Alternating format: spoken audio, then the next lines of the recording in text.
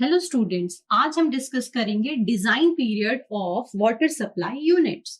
तो in earlier video हमने पढ़ा estimation of water and this estimation of water will be depends on three parameters. हमने देखा कि वाटर का एस्टिमेशन हम तीन पैरामीटर्स के बेसिस में करते हैं। The first is demand of water, किसी एरिया की water demand. The second is design period and the third is population। तो अभी तक हमने देखा कि जब हमें वाटर की क्वांटिटी का एस्टिमेशन करना है किसी वाटर सप्लाई स्कीम को डिजाइन करने के लिए, तो सबसे पहले हमने डिमांड ऑफ वाटर कैलकुलेट करना सीख चुके हैं। अब आफ्टर डिमांड एक और पैरामीटर है, that is design period. Design period के बेसिस में भी हम किसी वाटर सप्लाई स्कीम को डिजाइन कर सकते हैं और एस्टिमेशन ऑफ वाटर की क्वांटिटी को एस्टिमेट कर सकते हैं। तो डिजाइन पीरियड क्या होता है? डिजाइन पीरियड मतलब किसी भी वाटर सप्लाई स्कीम को हम जितने पीरियड के लिए, जितने समय के लिए, जिस अवधि के लिए डिजाइन कर रहे हैं उसे कहते हैं सिंपली डिजाइन पीरियड। अब आप देखते हैं कि जब भी हम वाटर सप्लाई स्कीम प्रिपेयर करते हैं तो वाटर सप्लाई के लिए आपको ह्यूज स्ट्रक्चर्स बनाने पड़ते हैं। ह्यूज स्ट्रक्चर्स लाइक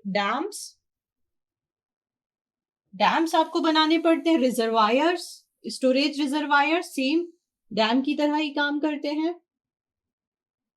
इसके बाद आपको ट्रीटमेंट यूनिट्स लगानी पड़ती हैं जिसमें कि वाटर को ट्रीट किया जाता है, ट्रीटमेंट यूनिट्स। और आपको पाइपलाइंस, अंडरग्राउंड पाइपलाइंस भी वहां पर बिछानी पड़ती हैं। दैट मीन्स कि वाटर सप्लाई स्कीम के लिए जो स्ट्रक्चर्स यूज होते हैं, these are huge and costlier structures. These structures are huge as well as costlier.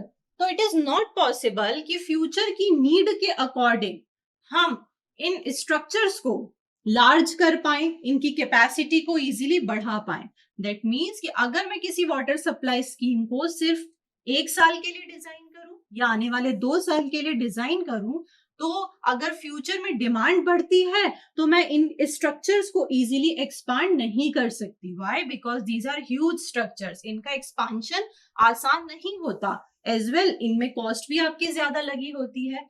इसीलिए हम किसी भी वाटर सप्लाई स्कीम को एक पर्टिकुलर ड्यूरेशन के लिए, एक पर्टिकुलर डिजाइन पीरियड के लिए डिजाइन करते हैं, जिसे हम कहते हैं design period of that water supply scheme. अब ये डिजाइन पीरियड बहुत लंबा नहीं हो सकता। आप नहीं कर सकते ऐसा कि आपने 200 इयर्स के लिए एक वाटर सप्लाई स्कीम डिजाइन कर दी, ये अप्रोप्रिएट नहीं होगा। और डिजाइन पीरियड बहुत छोटा भी नहीं हो सकता। आप ऐसा नहीं कर सकते कि सिर्फ 1-2 साल के लिए आप डिजाइन करें, क्योंकि अगर आपने ऐसा किया तो इन दोनों कंडीशंस में क्या होगा, आपका जो प्रोजेक्ट है वो सक्सेसफुल नहीं हो पाएगा। क्योंकि आफ्टर 200 इयर्स आपके जो ट्रीटमेंट यूनिट है, इनमें जो स्ट्रक्चर यूज हुए हैं, इनमें वियर एंड टीयर स्टार्ट हो जाएगा, टूट फूट हो सकती है, क्योंकि कंपोनेंट स्ट्रक्चर जो है उनकी एक यूजफुल लाइफ होती है। अगर वो यूजफुल लाइफ एक्सीड हो गई तो आपका स्ट्रक्चर किसी काम का नहीं बचेगा, क्योंकि उसमें वियर टीयर आ जाएगा। उसी तरह अगर हमने सिर्फ 1-2 साल के लिए ही वाटर सप्लाई स्कीम को डिजाइन किया तो भी क्या होगा, वो सिर्फ 1-2 साल के लिए यूजफुल है, उसके बाद आपको उसको एक्सपांशन करना पड़ेगा। तो इस प्रॉब्लम से बचने के लिए हम एक particular design period, appropriate period के लिए वाटर सप्लाई स्कीम को डिजाइन करते हैं और इसे ही हम कहते हैं design period of water supply scheme. ये डिजाइन पीरियड किन फैक्टर्स में इफेक्ट करेगा? तो जो फैक्टर्स इस डिजाइन पीरियड को इफेक्ट करते हैं वो है आपके population growth, shift in communities, like लोग एक एरिया से दूसरे एरिया में अगर आकर शिफ्ट हो जाएंगे तो वहां की पॉपुलेशन बढ़ जाएगी, पॉपुलेशन ग्रो कर जाएगी तो आपकी वाटर डिमांड भी बढ़ जाएगी। और आपने इसीलिए आपको डिजाइन पीरियड एक पर्टिकुलर ड्यूरेशन के लिए और पॉपुलेशन के अकॉर्डिंग डिजाइन करना होता है। इसके बाद आपकी इंडस्ट्रीज की ग्रोथ, कमर्शियल स्टैब्लिशमेंट, ये भी आपके डिजाइन पीरियड को इम्पेक्ट करते हैं।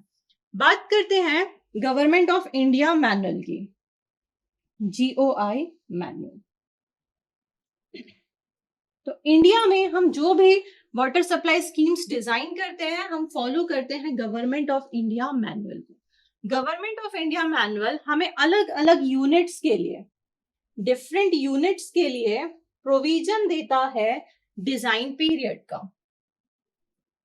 डिजाइन पीरियड का मतलब अगर आपने वाटर सप्लाई डिजाइन किया है तो उसके लिए जो वाटर ट्रीटमेंट यूनिट है, उसके लिए आप कितना डिजाइन पीरियड प्रोवाइड करेंगे। वाटर ट्रीटमेंट यूनिट मतलब आपके जो प्लांट्स होते हैं जहां पे वाटर को क्या किया जाता है, ट्रीट किया जाता है। तो जीओआई मैनुअल हमें कहता है कि वाटर ट्रीटमेंट यूनिट्स डिजाइन की जाती हैं 15 इयर्स के लिए। This is very important to remember कि जीओआई के अकॉर्डिंग आपको ऑब्जेक्टिव क्वेश्चंस में फ्यूचर में आप किसी कॉम्पिटिटिव एग्जाम में बैठते हैं तो आपको ऑब्जेक्टिव क्वेश्चन दिख सकता है कि government of India manual water treatment units को कितने डिजाइन पीरियड के लिए डिजाइन करने का प्रोविजन देती है, तो दैट इज 15 इयर्स। इसके बाद हम सेकेंड बात करें, हमारी मेन सप्लाई पाइपलाइंस, जो मेन पाइपलाइंस हैं इनको हम कितने दिन के लिए डिजाइन करते हैं। मेन पाइपलाइंस का डिजाइन पीरियड होता है 30 इयर्स। 30 इयर्स, ठीक है। इसी तरह हम बात करें third, that is wells and tube wells. आपको पता है कि वाटर सप्लाई यूनिट्स में हमारे और क्या हो सकते हैं, वेल्स हो सकते हैं, ट्यूब वेल्स हो सकते हैं लगे हुए। तो इन वेल्स एंड ट्यूब वेल्स का जो डिजाइन पीरियड है it will be 30 to 50 years. तो ये एक एवरेज पीरियड है जो कि हम वाटर सप्लाई स्कीम में डिजाइन के लिए हमारा कंसीडर कर रहे हैं according to GOI manual. Fourth हम बात करें और कौन से पीरियड्स होते हैं, तो हमारा जो डिमांड रिजर्वायर है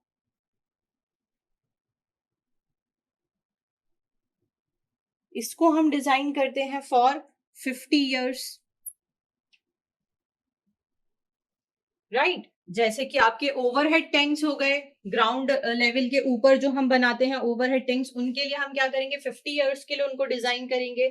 इसके बाद हम बात करें डिस्ट्रीब्यूशन सिस्टम की। डिस्ट्रीब्यूशन सिस्टम मतलब जो पाइपलाइंस हम प्रोवाइड करते हैं, लाइक ये पूरा एरिया है, इसमें मुझे पानी पहुंचाना है, तो आप कैसे पहुंचाएंगे, पाइपलाइंस के थ्रू, जिसमें मेन पाइपलाइन होती है, फिर इससे सब मेन पाइपलाइंस निकली होती हैं, फिर इनसे हमारी पाइपलाइंस निकली होती हैं जो कि घरों में पानी पहुंचाती हैं। तो इस पूरे एरिया के लिए जो डिस्ट्रीब्यूशन सिस्टम मुझे डिजाइन करना होगा उसके लिए डिजाइन पीरियड जो हम लेते हैं that will be 30 years. And ये सभी हम कहां से ले रहे हैं, जीओआई मैनुअल से ले रहे हैं। इसके अलावा जीओआई मैनुअल आपको प्रोविजन देता है कि ये डिजाइन पीरियड जो है आप किस बेसिस में इनके पैरामीटर्स को कंसीडर करेंगे फॉर डिस्चार्ज। तो GOI manual, government of India manual हमें प्रोविजन प्रोवाइड करता है किस चीज के लिए, डिजाइन डिस्चार्ज कैलकुलेट करने के लिए, डिजाइन डिस्चार्ज के लिए, अकॉर्डिंग टू विच हम अगर किसी वाटर ट्रीटमेंट यूनिट को डिजाइन कर रहे हैं, वाटर ट्रीटमेंट यूनिट, जैसा कि हमने पढ़ा कि इसके लिए हम डिजाइन पीरियड कितना लेते हैं अकॉर्डिंग टू जीओआई 15 इयर्स का, एंड जो हम डिजाइन डिस्चार्ज कैलकुलेट करेंगे वो हम मैक्सिमम डेली डिमांड के बेसिस में करते हैं, मैक्सिमम डेली डिमांड के बेसिस में, जिसे हम अर्लियर डिस्कस कर चुके हैं कि एमडीडी क्या होता है, मैक्सिमम डेली डिमांड क्या होती है। तो अगर हम वाटर ट्रीटमेंट यूनिट डिजाइन कर रहे हैं तो हम उसके लिए जो डिस्चार्ज है दैट विल हम कैलकुलेट करेंगे इन एमडीडी। उसी तरह अगर हम वाटर की मेन सप्लाई यूनिट्स डिजाइन कर रहे हैं, मेन सप्लाई यूनिट्स, तो मेन सप्लाई यूनिट्स के लिए हमने देखा जैसे कि पाइप्स हो गए, हमारे पाइप्स हो गए, इनको हम जो डिजाइन करते हैं ये हम लेते हैं 30 इयर्स के लिए, और इसमें हम डिस्चार्ज कैलकुलेट करते हैं इन एमडीडी ऑल्सो। हम इसके लिए भी हमारा एमडीडी कैलकुलेट करते हैं। थर्ड हम देखें wells and tube wells. Well and tube well, तो इनके लिए हमने देखा कि हमारा डिजाइन पीरियड क्या होता है, 30 to 50 ईयर्स के बीच में हम कंसीडर करते हैं अकॉर्डिंग टू डिमांड। और इसके लिए भी हम एमडीडी के बेसिस में डिस्चार्ज कैलकुलेट करेंगे। नेक्स्ट बात करें डैम्स की, रिजर्वायर्स की, स्टोरेज यूनिट्स की। डैम्स, रिजर्वायर्स, स्टोरेज यूनिट्स, तो इनके लिए डिजाइन पीरियड क्या होता है, 50 ईयर्स होता है। और जो डिमांड हम कैलकुलेट करते हैं वो हम एवरेज एनुअल डिमांड कैलकुलेट करते हैं। एवरेज एनुअल मतलब ईयरली, एनुअल मतलब ईयरली, तो ईयरली बेसिस में हम यहाँ एवरेज एनुअल डिमांड के अकॉर्डिंग ही डिस्चार्ज को डिजाइन करेंगे for dams and reservoirs. And last हमने डिस्कस किया था डिस्ट्रीब्यूशन सिस्टम।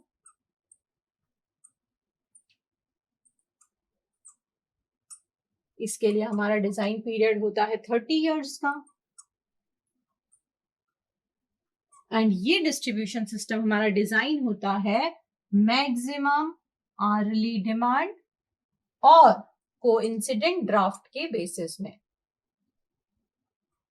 कोइंसिडेंट ड्राफ्ट, अब हमने ऐसा क्यों किया, हमने हमारा डिस्ट्रीब्यूशन सिस्टम एमएचडी और कोइंसिडेंस ड्राफ्ट के बेसिस में क्यों डिजाइन किया, क्योंकि इट इज पॉसिबल कि किसी एरिया में फायर डिमांड की रिक्वायरमेंट हो, कहीं आग लग जाए और हमें पानी की रिक्वायरमेंट होगी, तो जो डिस्ट्रीब्यूशन सिस्टम है इनको हमें केपेबल बनाना पड़ेगा कि हम वहां पे फायर डिमांड को भी फुलफिल कर पाए। दैट्स वाई हम इन्हें 30 ईयर्स के लिए और मैक्सिमम आर्ली डिमांड के बेसिस में या फिर कोइंसिडेंट ड्राफ्ट के बेसिस में इसे हम डिस्चार्ज को डिजाइन करते हैं ताकि हमारी फायर डिमांड भी पूरी हो पाए।